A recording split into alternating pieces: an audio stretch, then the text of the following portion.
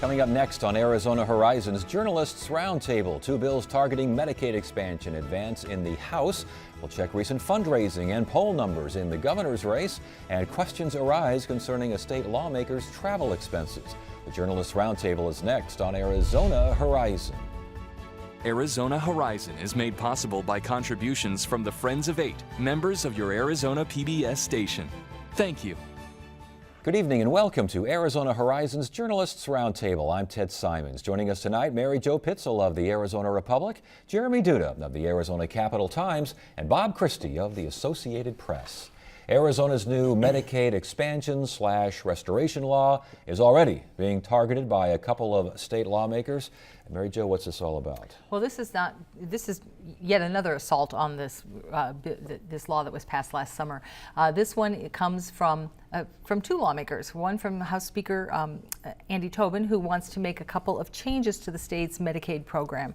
He wants to put a lifetime cap of 5 years that you can be on this program. He would like to see mandatory copays for emergency room use if you're not going there for an emergency, and a work requirement that if you're getting access benefits, then you should be out looking for work. He was followed at the committee by Representative Adam Quazman, who very conveniently is running against Tobin for a congressional nomination. Quazman's bill would just repeal what the legislature fought so hard to enact about 8 months ago. And both bills advanced? Both bills advanced out of that committee. That was unquestioning that we get out of the Reform and Human Services Committee on a party line vote. And advanced, how far are they going to advance here? That's probably about as far as they're going to go, because it was a 5-2 vote in that committee, party line, and all 5 of those Republicans were Republican lawmakers who opposed Medicaid expansion last year. Once you get to the House floor, you have that majority that voted in favor of expansion. If it manages to get over to the Senate, you have the same thing. And of course, if these things manage to actually get through both chambers, which they almost certainly won't, then you get Jan Brewer, who of course will probably set a land speed record for vetoing both of them. And the Quazman bill obviously wants to repeal it. State can't afford it. The Tobin bill is interesting because aren't federal waivers involved here? Absolutely. The Center for Medicare and Medicaid Services has to approve those waivers. And they told me about 2 hours ago, highly unlikely. Yeah. At least for the work requirement and the 5-year rule. Federal rules and regulations and laws are in place on Medicaid that states provide, and you have to follow them. Now, if you want to tweak your Medicaid program, if you have some innovative proposal, they'll look at it and they might issue a waiver. We did have a waiver for copays for the uninsured or for emergency room visits. For people who did not need to go to the emergency room, they could charge them a $30 copay. That went away at the first of the year. Access now wants a $200 copay for that same thing, and that's going to be a tough hill to climb for. But even if the feds say that they're unlikely to approve waivers for these things that are in Tobin's bill, that's not going to stop him from promoting it. His argument is that, look, this is, and remember, this is not the state access program. This is Obamacare.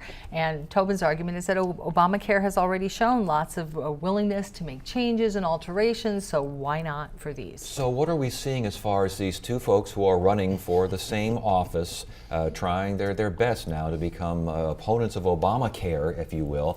Are they jumping on each other's side, say, hey, good bill, good bill? Well, Tobin did call Quazman's bill a fool's errand, I believe, which I think Quazman's already attacking him for.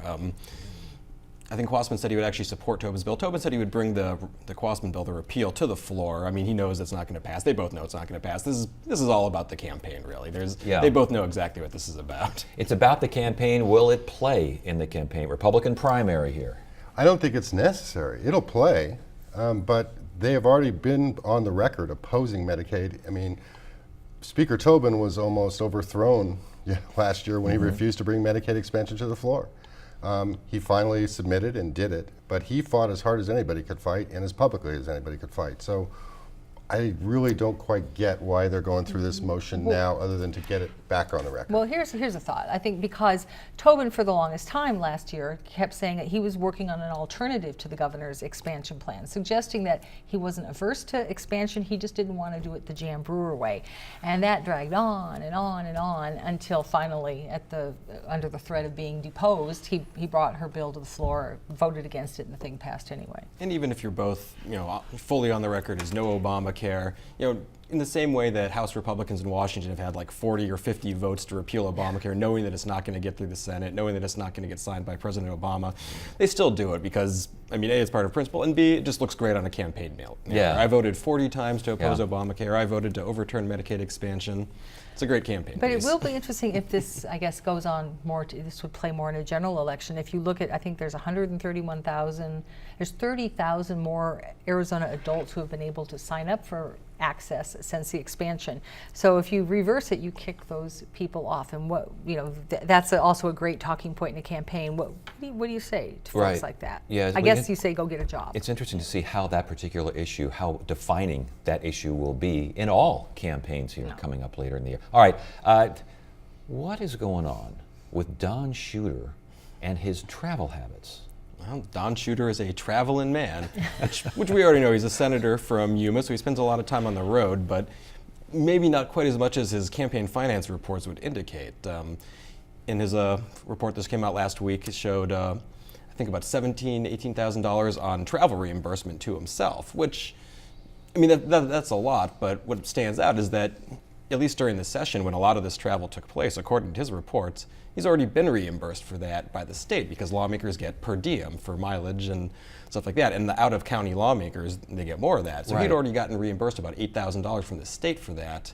So then on his campaign finance report, he shows that he's reimbursed himself for mileage and separately for gas, which doesn't really Yeah. make sense either. And Bob, here are the numbers, okay? 2013, and by the way, I don't remember any elections in 2013, but None certainly whatsoever. not involving Don Shooter.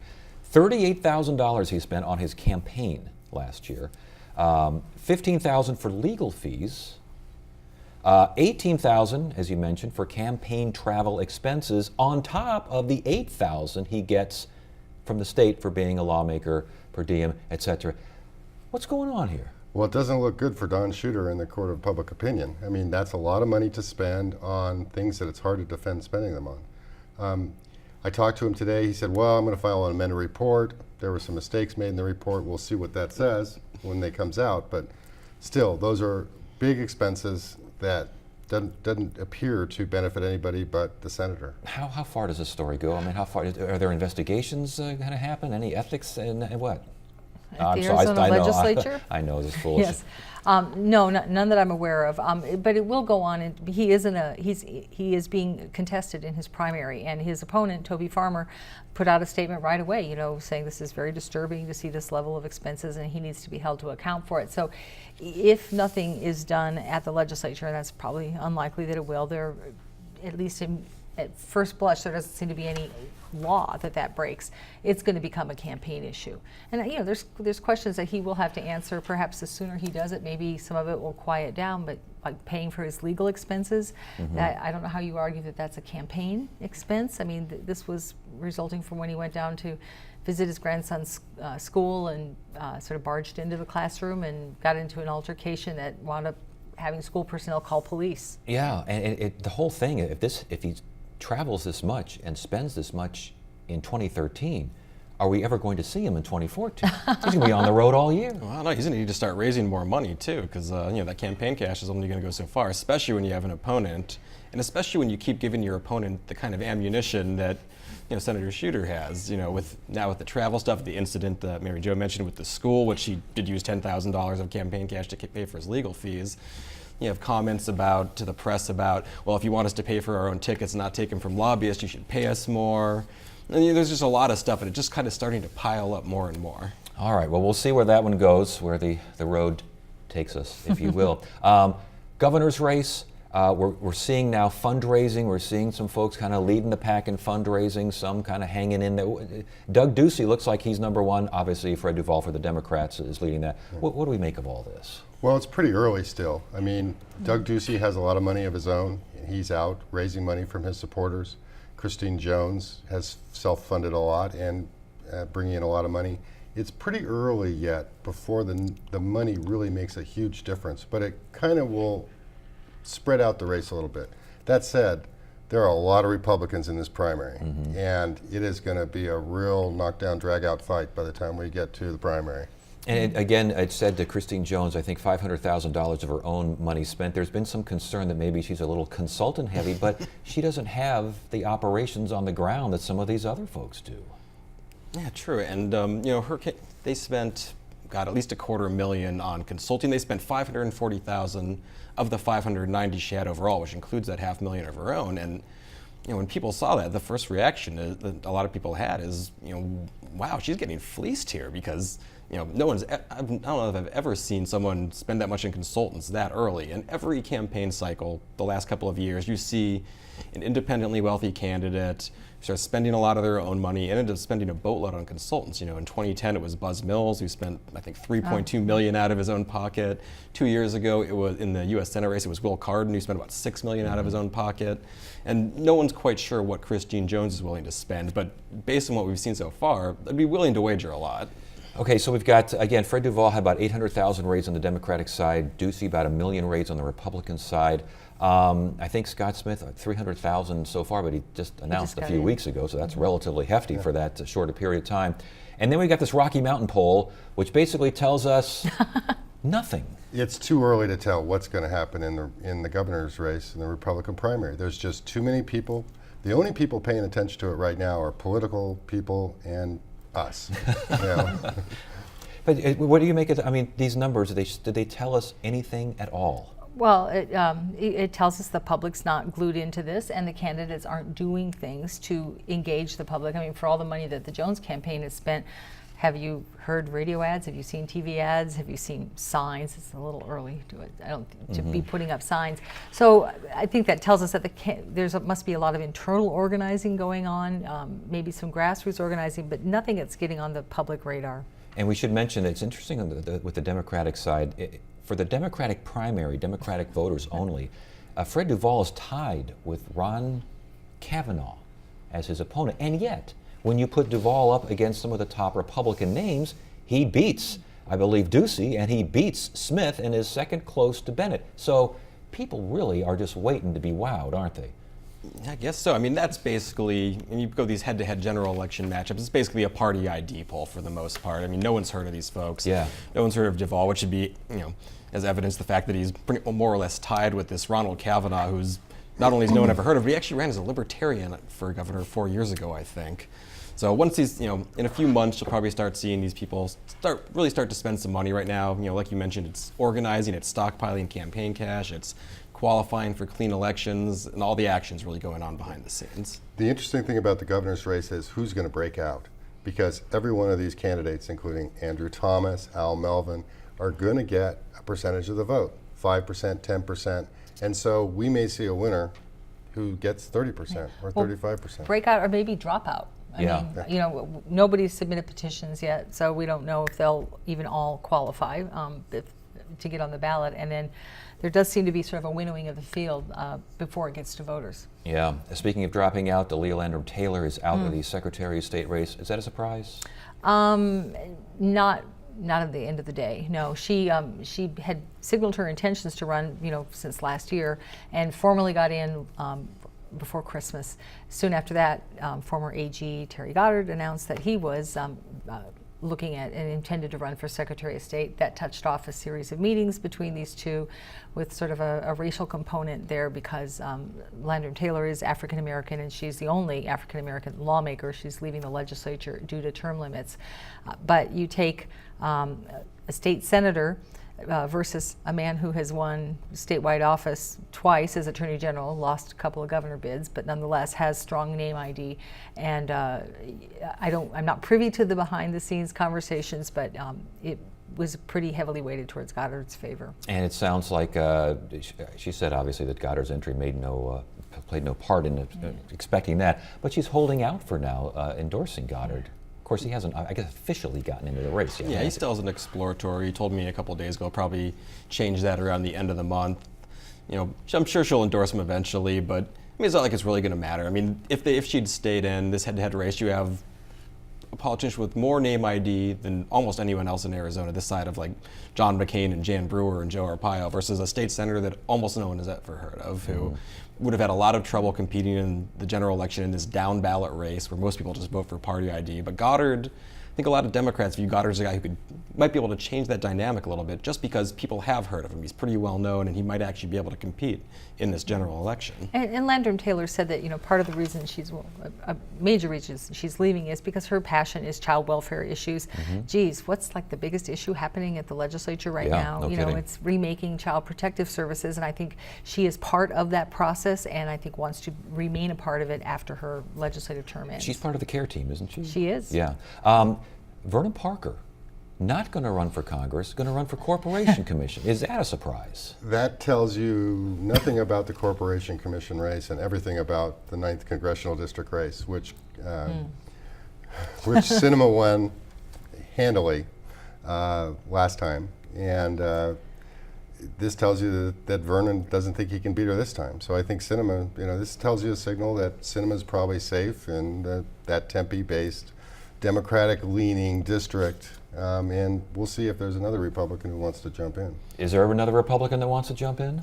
To CD9? I haven't heard of one. I mean, Parker was the leading fundraiser on the Republican side, Right, actually, and right. he's been out there raising money, spending money, and switching over to the Corp Commerce, this actually kind of reinforces a reputation that Vernon Parker has gotten as a man looking for something to run for. 5 years ago, this guy had Rising Star written all over him, and he started to get into the governor's race to run against Brewer, dropped out to run for Congress, lost that primary to Ben Quayle. 2 years later, runs for Congress again, loses to Sinema in a pretty tight general election, and now CorpCom, which is kind of one of those offices where people run for when they don't really have anything else left to run for. Yeah. All right. Well, we'll see how he does there. It's kind of almost a lesson there for other candidates who want to jump from lower office. I know you want to, aim for the sun and land on the moon, but sometimes you get burned if you aim for the sun. So. And it's an interesting pairing. He's running with Lucy Mason, who's a former state lawmaker who did express a big interest while she was in the legislature in water issues. She's based in Prescott. Parker's from the Valley. I don't know if those kind of dynamics make for a broader statewide appeal for a team, but it's a different approach. It's interesting. There are two seats up there, and they're both running as a team, so we'll see both Republicans, and that will help them both as well. What's going on?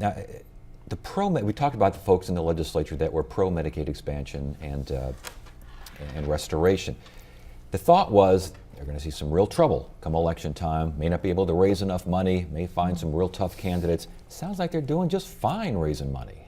They're doing very well. Supporting Medicaid expansion, at least financially, is very good for your reelection. How that plays with the conservative grassroots might be another story, which is why you kind of have to raise this much money. But for these, I think down to about 12 Republicans who are running for election who voted for that, there have been numerous fundraisers by healthcare industry groups, the Governor Brewer, raising a lot of money from. You look at these campaign finance reports, you see a lot of hospital and healthcare group CEOs, healthcare-related PACs, and some of these people are just raking it in.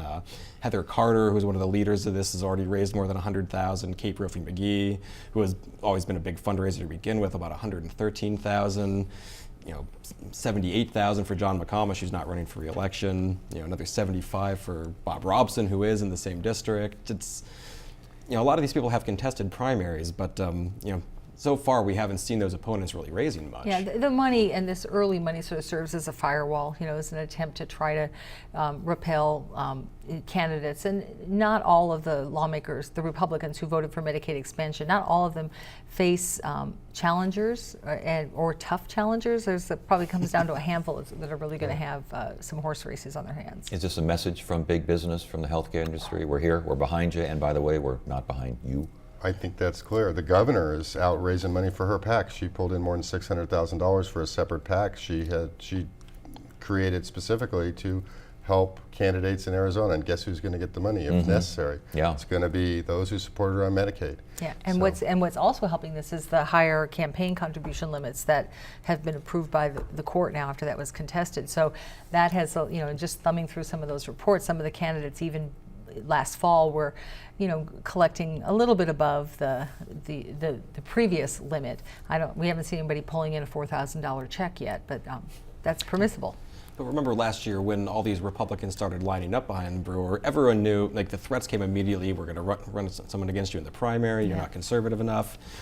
And so these people started preparing then. The healthcare groups, the Chamber of Commerce, Governor Brewer all said, we will vote for this, support us, we will help you next year when the election rolls around. And people are making do on those promises. Speaking of money, there's an attempt to get a hold of what is called dark money, and this is money that is impossible, it seems impossible to figure out where it's coming from. There's now legislation that attempts to do what, Mary Jo? This is so complicated. Well, it attempts to shine a light on ultimately where is the money coming, where would the money come from that has been labeled dark money. What we've seen in past elections, more so in other states, but somewhat here, it's like a daisy chain of committees. Committee X gives to Committee Y, which gives to Committee Z, which ultimately gives to the cause or to the candidate. And when you try to trace that back, it just gets lost in this whole maze of nonprofits, which do not have to disclose their business nonprofits, which don't have to disclose their members. So along comes Senator Michelle Reagan, flashlight in hand, trying to shine some light on this with Senate Bill 1403.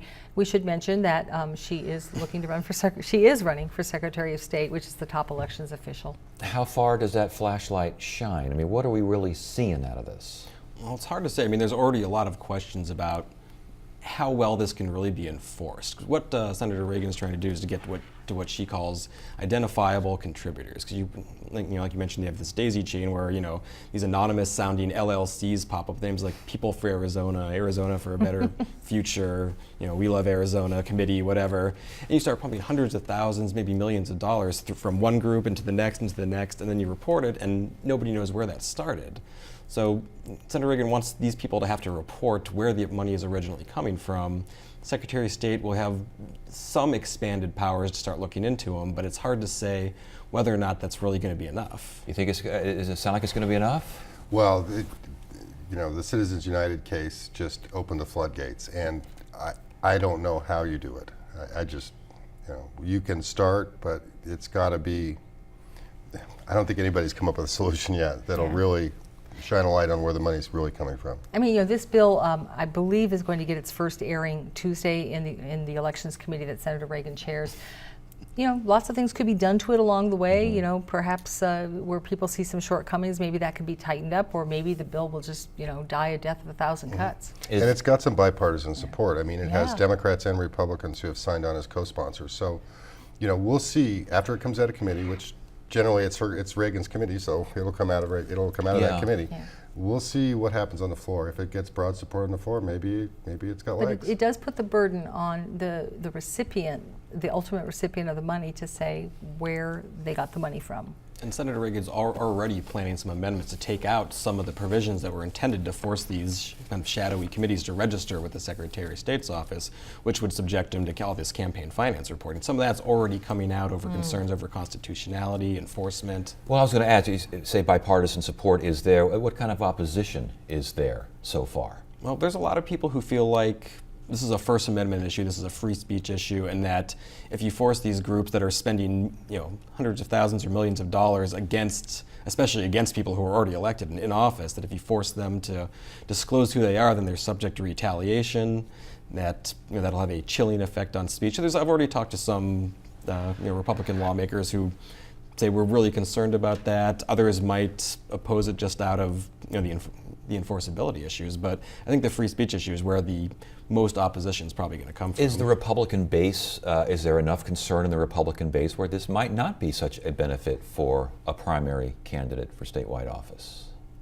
I really can't speak to that, Yeah. but I mean, the assumption is that they tend to side more on no limits, but they also talk about a lot of disclosure. But as Bob pointed out, since Citizens United and the rules on nonprofits, I mean, these folks are following the letter of the law. Yeah. So again, but if you're running for statewide office and you think this is a good thing, look at me, I'm trying to shine a light. In that particular field, is a light necessarily a good thing? Well, yeah, I mean, in my view, and I think in a lot of people's view, we need to know who's funding these campaigns. But it is such a long chain, as we said. How do you really figure out who's spending the money? All right, we'll stop it right there. Great conversation. Good to have you all here. Thanks for joining us. Monday on Arizona Horizon, we'll hear about an effort to increase Roosevelt Lake's bass population, and we'll learn about an upcoming forum on optimal aging. That's Monday evening, 5:30 and 10, right here on Arizona Horizon. Tuesday, the President of the Senate and the Speaker of the House join us to discuss legislative issues. Wednesday, it's our weekly legislative update with the Arizona Capitol Times. Thursday, revisit Arizona history in honor of the state's 102nd birthday. And Friday, it's another edition of the Journalists Roundtable. That is it for now. I'm Ted Simons. Thank you so much for joining us. You have a great weekend.